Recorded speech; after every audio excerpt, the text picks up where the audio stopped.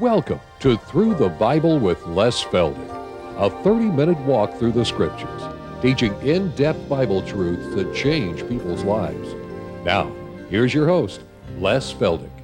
Okay, it's good to see everybody back, and you've had your coffee, and we're ready for another half hour. And for those of you out in TV land, if ever you happen to come through Tulsa on our first Wednesday of the month, hopefully, you can come in and enjoy an afternoon of taping these 4 programs with us. And again, for those of you out there, we want to thank you for your letters. My, how we enjoy our mail time. And like I've said before, we hardly ever get an unkind letter, and we're grateful for that. We appreciate your prayers. My, when we go on our seminars, we hear it over and over and over that not only do they watch us every day, but they pray for us every day. And I think that's why the Lord has blessed our ministry the way He has. And so we appreciate all that. Now again, Iris wants me to remind you, we are starting book 60 on this series of programs, which means that there's 12 programs in each book. This will make 720 half-hour programs. That's a bunch, isn't it? That's quite a library of books. So anyway, the Lord has been just blessing us so abundantly. And as I've rehearsed with people, especially as we travel, that it just seems as though the Lord has reached out to so many men, older men, and not exactly good men. In fact, I was just talking with a gentleman the other day up in Kansas, and I'm not going to identify him, but I imagine a lot of people out there will know who I'm talking about. And he had lost his wife some time ago, and he called me on the phone and shared with me that he had just lost it, and he was so totally broken up I could hardly understand him. But anyway, he happened to be in one of our seminars here last week and introduced himself, shared how the Lord had opened his heart because of the loss of his wife. She had left 2 crucial verses for him in their bathroom, which he found 2 or 3 days after the funeral. And through tears, he shared with me how then the next day he caught our program, and within 1 or 2 programs came to know the Lord. And nice looking fellow, and you would never dream. And I just said, well, you know, why are you emphasizing how awful you've been? He said, Les, I've probably been in prison more than I've been out. And he certainly didn't look like that type of a person. But, you know, the Lord can save to the uttermost those that are willing to believe the gospel, and so it does. It encourages us as we see this across the ministry. Okay, we're going to pick up now. We left off in our study in Isaiah, and as I said at the beginning of the first program, we're not going to belabor the book. We're not going to stay in it from now on, but we will spend a little while because it is such an appropriate book for today, because it's a book of prophecy.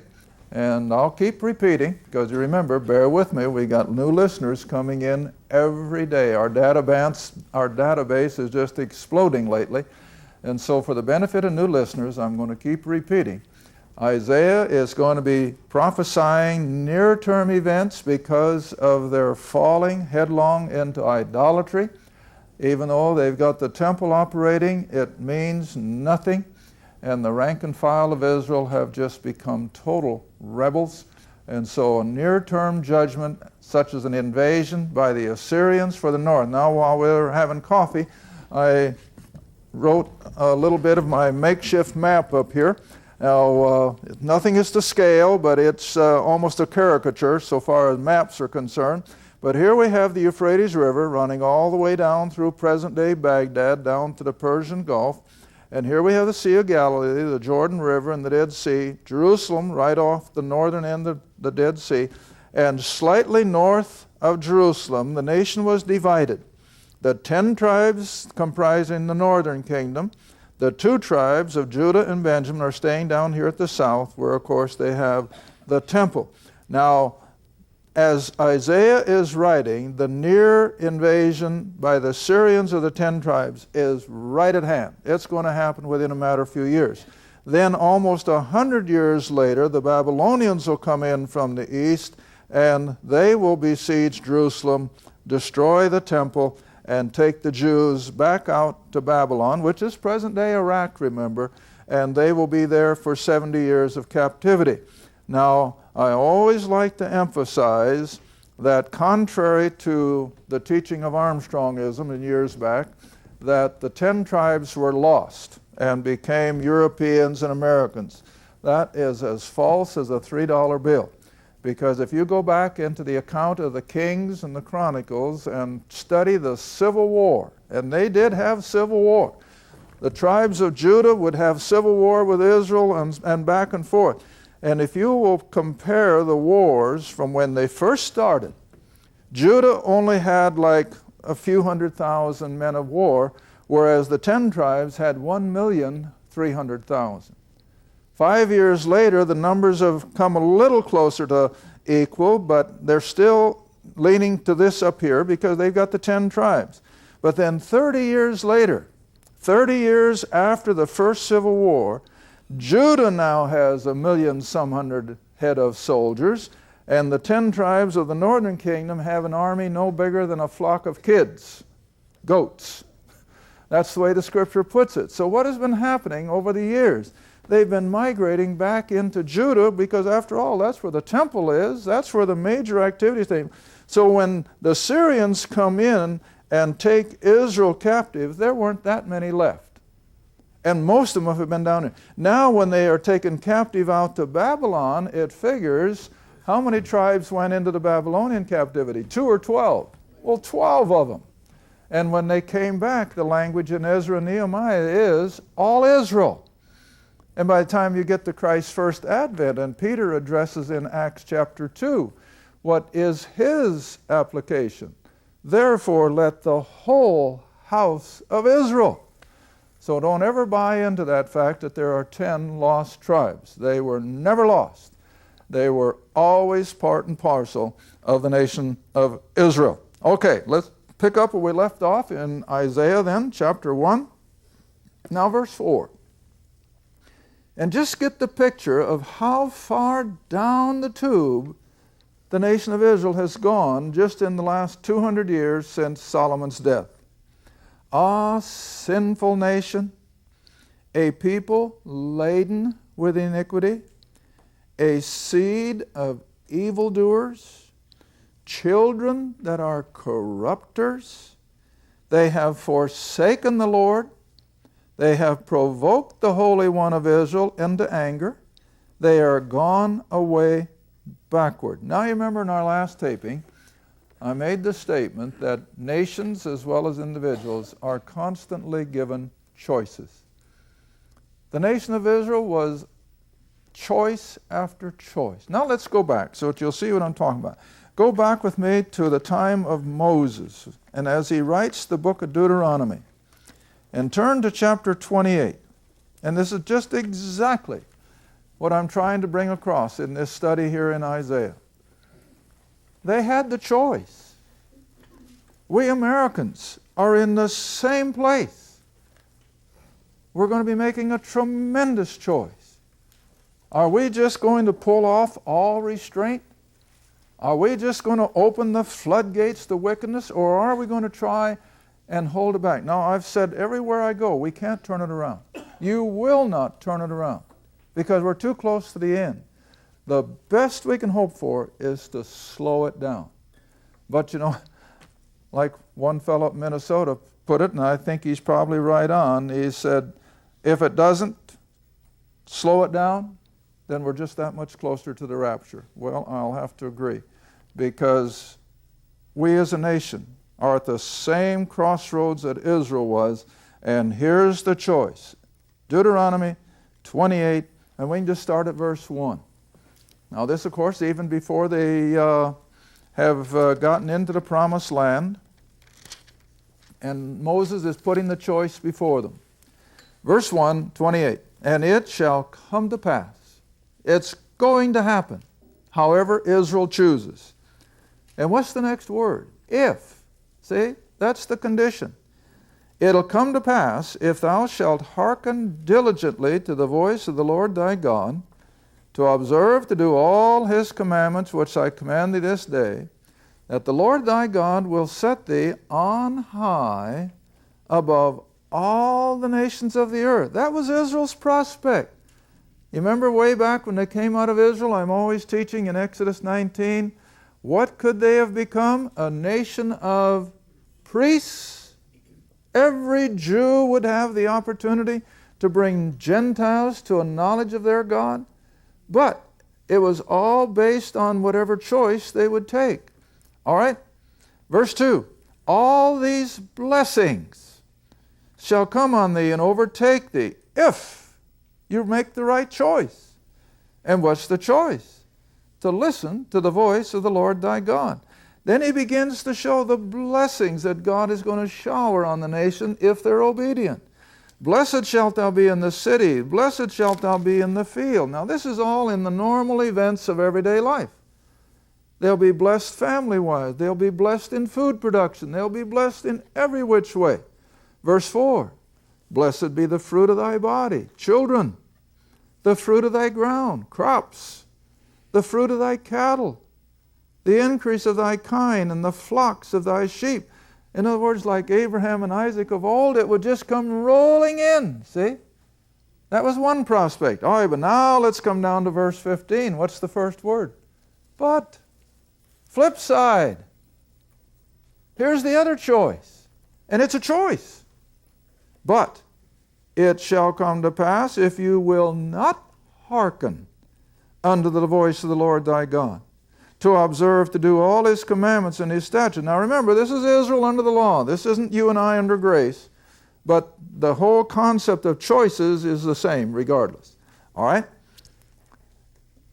And if you'll do all the commandments and his statutes which I command this day, that all these curses, all these bad things will come upon thee. And then here he lists them. Cursed shalt thou be in the city, and cursed in the field. Cursed will be your basket and your store. Cursed shall be the fruit of thy body. You see how an awesome choice we've got here? Cursed shalt thou be when thou comest in, and cursed shalt thou be when thou goest out. The Lord shall send upon thee cursing, vexation, and rebuke. So if they choose wrong, is that God's fault? No, it's not God's fault. In the same way today. When people choose wrong and they end up in a life of drug addiction and sleeping under the bridge, is that God's fault? No, they made choices. All right, now jump back to Isaiah then, and I hope you got the picture. Israel now for 200 years has been choosing to rebel against the God of Abraham, Isaac, and Jacob, and against the law of Moses. They're going their own way. They are falling under the influence of the pagan gods and goddesses of the Gentiles around them. All right, back to Isaiah 1. Verse 5. Why should you be stricken any more? You will revolt more and more. The whole head is sick. What's he talking about? Their thinking is all fouled up. Is it any different today? You know, we got an interesting letter from a grade school principal out east, yesterday's mail. And she attached a paper. She said, this is typical of the kids down in the upper elementaries. I'm thinking 6th, 7th grade. She said, this is typical of what we see every day. And it was just a blank sheet on which this kid had been doodling. I guess you all know what doodling is. And you know what the doodling was? Everything satanic. It was all satanic. The devil, death, hell. That's kids. Their heads are sick. That's Israel. They're sick in the head. So far as spiritual things are concerned. All right? The head is sick. The heart is faint. Now this isn't nice reading. I know it. It's a warning. And the whole thing is that if they respond to the warning, will the bad things happen? No. God will turn it into a blessing. But if they do not respond, judgment's going to fall. All right, let's read on. Verse 6, from the sole of the foot to the head That is just a figurative word of speech so far as the nation is concerned. From the foot to the head there is no soundness. You don't do anything sensible. But wounds, bruises, putrefying sores. They have not been closed or bound up or mollified with ointment. The nation is sick, and it's getting sicker by the day. Verse 7, your country is desolate. Now remember, what was the promised land really called? The land of milk and honey. It was a tremendously productive area of the world. Beautiful. But what have they done with it? They have made God bring the curse upon it. And it's no longer beautiful and productive. All right, read on. Your country is desolate. Your cities are burned with fire. Your land, now this hasn't happened yet, but it's going to, so it's spoken as if it's already done. I hope you catch that now. This is what's coming to the land of Israel, because the Assyrians are already ready to march up into the northern kingdom. Old Nebuchadnezzar is sitting out there in Babylon getting ready to increase his empire. And God knows that within 100 years, Jerusalem will be laying in ashes because of Nebuchadnezzar. All right? Your country is desolate. Your cities are burned. Your land, strangers, that is, the boots of invading armies. Strangers devour it in your presence. It is desolate, overthrown by strangers. And the daughter of Zion is left. In other words, the people that are still in the land are like a cottage in a vineyard. In other words, what we would say an abandoned shack. As a lodge in a garden of cucumbers that was no longer being used. You're like a besieged city. Now, we don't know what it's like to come under siege. But in antiquity, it got awful. You know that when Samaria was under siege, Jerusalem was under siege, no food comes in, they sooner or later run out of water, and they become destitute, and you know what happened. All right, now verse 9. Except, or unless the Lord of hosts had left unto us a very small remnant. What's that? That little small percentage of faithful believers that God has always kept, and He's never had much more. In fact, that's a doctrine you can follow from almost the time of Cain and Abel all the way to the end of the book of Revelation. It's what I call the doctrine of the remnant. There's always that few. I had an interesting letter yesterday. If the rapture takes place today, will the world suddenly realize a catastrophe has happened with millions and millions and millions of people gone? I wish that were true. And I wrote back the answer this morning before I left. Don't you kid yourself. There's going to be so few believers raptured out of this world that they won't even miss us. It won't even cause a headline in the New York Times. Sad to say, but it's true, because that's what it's always been. It's always that small, small remnant. All right, read on. So unless the Lord had kept the small remnant, now we're talking about Israel, remember, Judah in particular, but Israel as a whole, we would have been as Sodom. If it hadn't been for the remnant of believers to hold things together, God would have just had to wipe the whole thing off the map. And we would have been like unto Gomorrah. Now verse 10, so hear the word of the Lord, you rulers of Sodom. Who's he referring to? Jerusalem. Jerusalem has become just about as bad as Sodom and Gomorrah.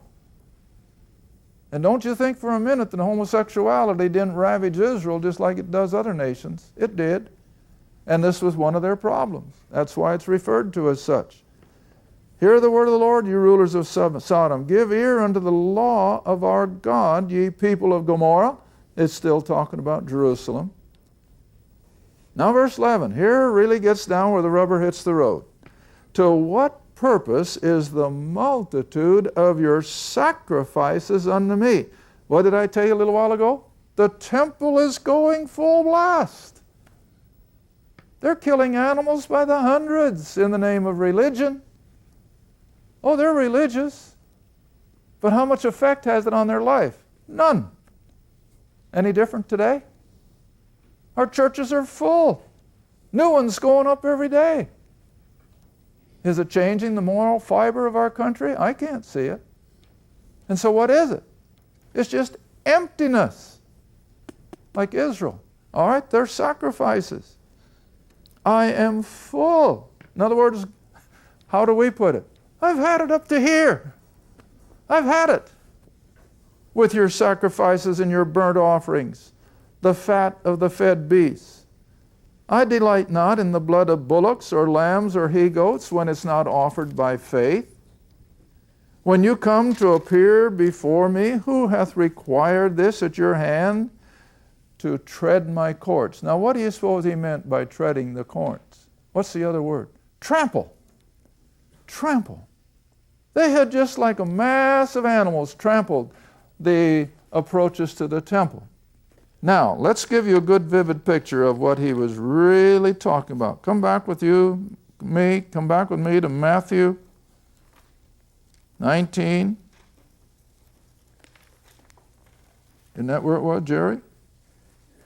Come on, help me. 21. Huh? 21. Was it 21? Goodness, I just looked it up before the camera started rolling. Yeah. Yeah, 21. I'm sorry. Yeah, 21, honey. Verse 12 and 13. Now you'll see exactly why I'm using the word trample back here in Isaiah. They were flooding to the temple. They were bringing their sacrifices. And what else was going on? Well, here we have it at the time of Christ, at the Lord's earthly ministry. Now in Matthew 21, verse 12. And Jesus went into the temple of God, there on the Temple Mount in Jerusalem. And he cast out all them that sold and bought, where? In the temple. Not a block or two down the street. They were doing all this within the confines of the temple compound. Now, they weren't in the Holy of Holies. They weren't in the sanctuary. That was just a little tiny building. But the whole complex made up what they called the temple, you see. All right, so he cast them all out and overthrew the tables of the money changers and the seats of them that sold doves. What were they doing? Well, they were selling the stuff that they needed for their sacrifices. Now, next verse. And he said unto them, It is written, My house, the temple, shall be called the house of prayer. But you, Israel, you have made it a den of thieves. And the blind and the lame came to him in the temple, and he healed. All right, now why does he call these money changers thieves? Well, they were selling animals that were probably lame or not quite healthy, which weren't even acceptable for a sacrifice, but they were selling them for more bucks than they were worth. And they were thieving from the poor people who couldn't afford to go someplace else and buy something for a sacrifice. They were trapped, and they took advantage of them. That's nothing new. We're full of it today. They're charlatans. They are pulling the money right out of people's pockets, and they don't even blink an eye. No shame, no guilt, and they think they're doing it for God's purpose. Well, I got news for them. It's not biblical. It's not scriptural. But this is what they're doing. They're thieving from the poor people that can't help themselves. Okay, back to Isaiah. Verse 13. Isaiah chapter 1. So he says, Bring no more vain oblations, that is, things that were brought for sacrifice and worship. Incense is an abomination unto me. The new moons and the Sabbaths, which meant everything to a religious Jew. The new moons and the Sabbaths, the calling of assemblies. I cannot away with it. What's he saying in so many words? I can't handle it. I can't stand what you're doing. It is iniquity. Even your solemn meeting. What does that mean? Oh, they prayed. They bowed. They did everything that they thought their religion demanded. But where was their heart? As soon as they get out of there, they could go back out into the things of the world. Verse 14 again, your new moons and your appointed feasts my soul hateth. They are a trouble unto me. I am weary to bear them. Well, now you know that the new moons and everything were a part and parcel of the Mosaic law. That isn't what God hated. What God hated was what they were doing with it. They were just making it a trumped-up false religion and thought they were doing God a service. All right, now then, verse 15.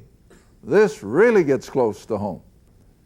And when you spread forth your hands, don't you see them? I will hide my eyes. Yea, when you make many prayers, I will not hear. Now that's God speaking through the prophet.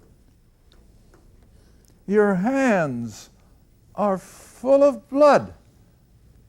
Now look, they weren't there with a bunch of actual blood all over them. It's a figure of speech. But if they had bloody hands, what did it show them? Their guilt.